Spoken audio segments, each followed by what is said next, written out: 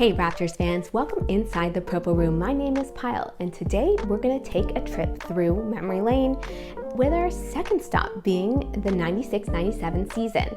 The Toronto Raptors had won 9 more games than their inaugural season with Darrell Walker at the helm, and Marcus Camby was their second overall pick in the 1996 draft. So it was pretty naive and young, about 7 or 8, but I distinctly remember that tag team duo of Marcus Camby and Damon. They played well together.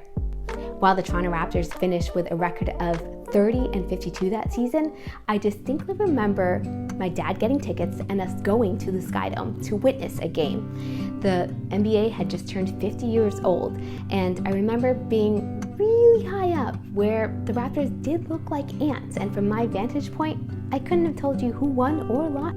Being a fan of the Toronto Raptors for me meant living and dying by every possession and outcome on the basketball court. My mood would change depending on if they won or lost the game. And well, the third season, the 97-98 season, that was a really long season. They finished the season 16-66, the worst in franchise history. The Raptors were unequivocally the laughingstock of the league, but for me, well, I was naive. I would make these penny bets with Mr. Wong in elementary school, thinking that the Raptors would win each time they stepped out onto the court. The Toronto Raptors had drafted Tracy McGrady, hoping that things would change, but the longer heads and the dog days prevailed, and I lost a lot of pennies. But there was hope.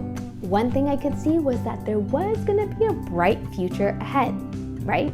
I mean, despite losing all those pennies, there was a certain someone who was going to be drafted in that next season that was going to change the fate of the Toronto Raptors moving forward.